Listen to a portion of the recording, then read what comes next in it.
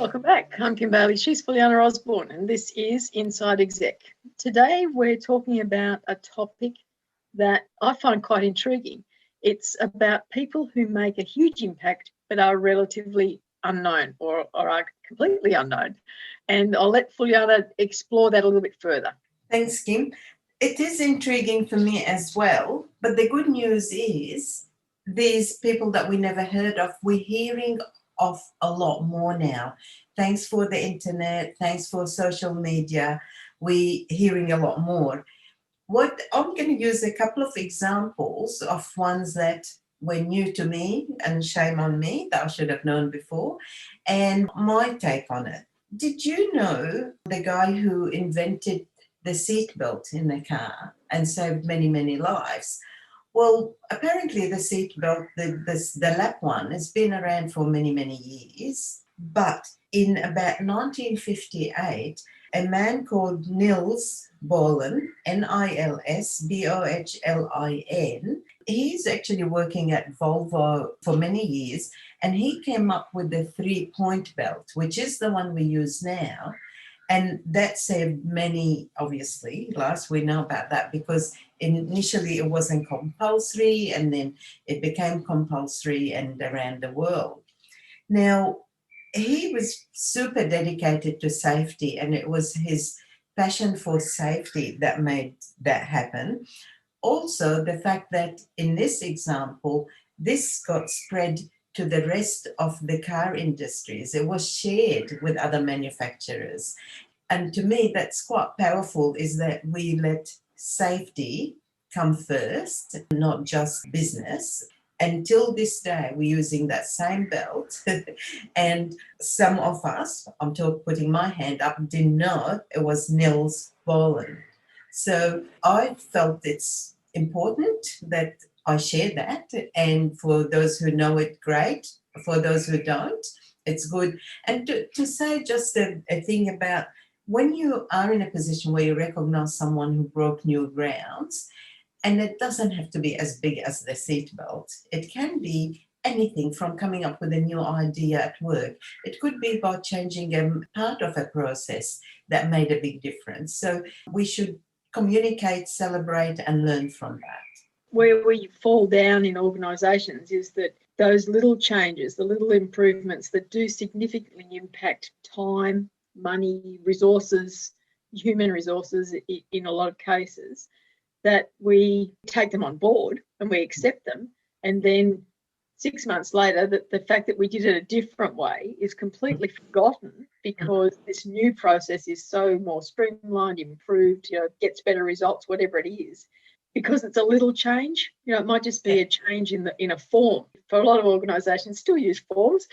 Yeah. There might be a simple change in the form that makes it easier to read or easier to process for data operators, whatever it is. We don't acknowledge who made that change, even though at the time we might say, well, thanks, that's a great change, and that's all that happens.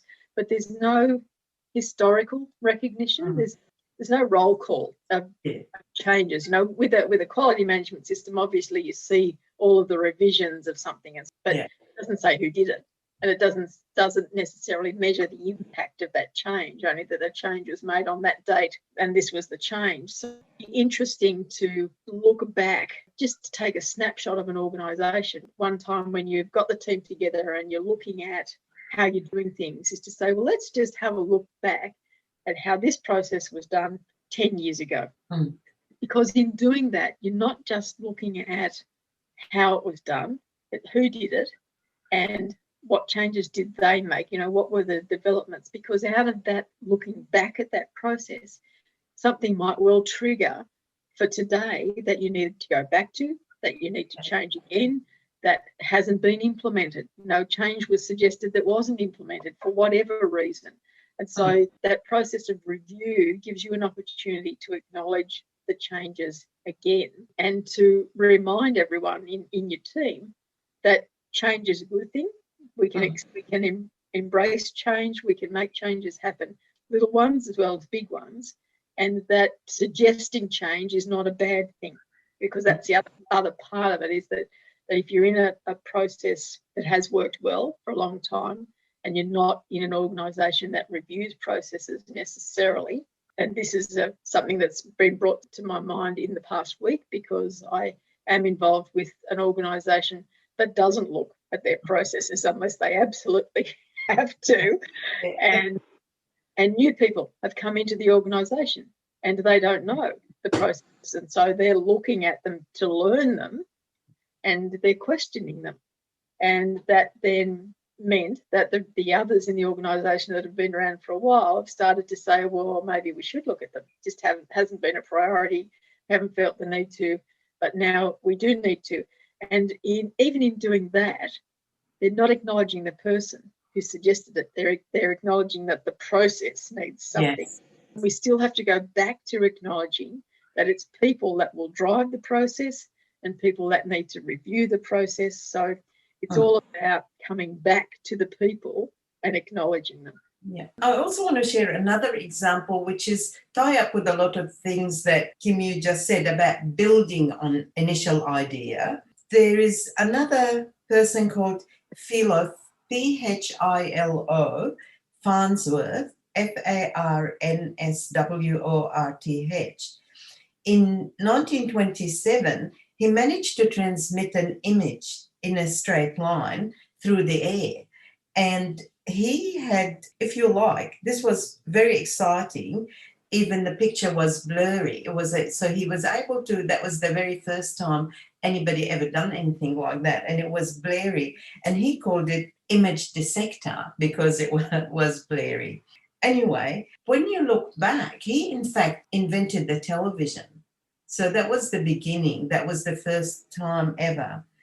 But whenever you talk about who invented television, you often hear the name of John Logie, Logie Baird, Logie Baird, Logiebeard. He gets the credit. Well, he was one of the pioneers of televisions, but much more of a businessman. He was the first to demonstrate colour TV in 1928. Philo turned down offers to buy out the patents and started his own business and could not compete with the big guys. So to me, the first one was that guy, the safety belt was given as the passion for safety and shared with others. In the television one, it seemed to me like you sometimes have to remember, I might be the ideas person, I'll come up with an idea, but I need the business acumen as well. Maybe it meant nothing to Philo whether he did or not, but I'm saying the recognition is warranted no matter what. Whether he wants it or not, I think he did it and he has to be recognized for it. But on the other hand, he didn't end up being made the biggest money because other people, he couldn't compete with their resources and the big companies, etc.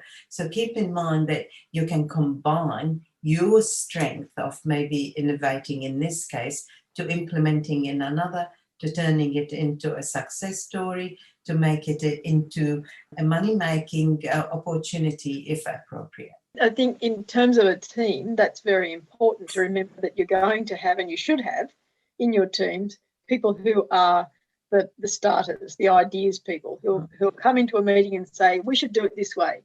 And when you say to them, well, how will that happen? They say, I don't know.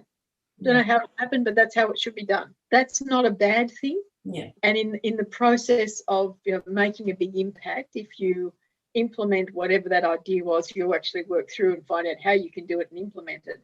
The person who came up with the idea, as well as those who actually did the physical work to make it happen, are the ones that have to be acknowledged. And I think sometimes, as in this second case, we discount where the idea came from and we acknowledge that the idea was implemented and how it was implemented. We talk about the implementation rather than the idea itself. And I guess the other thing that comes to my mind too is that sometimes in teams you will get people who have lots of ideas who don't want to be acknowledged, who don't want to put their hand up or their head up and have the risk of it being knocked off. They will suggest things, but they will also say, I don't, it's not my idea. It's just something I read, something I heard. I was just thinking this the other day and, I don't know how to do it. and they almost hop out of their little burrow and they give you the idea and they shoot back inside so that they can't be associated with it. That's just a matter of you as a leader or as a manager understanding that that's them, and that you, within the team, you acknowledge it, but externally outside it, because it is their choice, then you don't acknowledge it to any greater extent, and it just becomes a team activity rather than an individual suggestion. You just find a way to do it to their liking, if you like. If they are fussed type of people, as you said, don't make a big party over it, but do it in a way that they know that you appreciate it, that they made a difference, in a way they'll be comfortable with.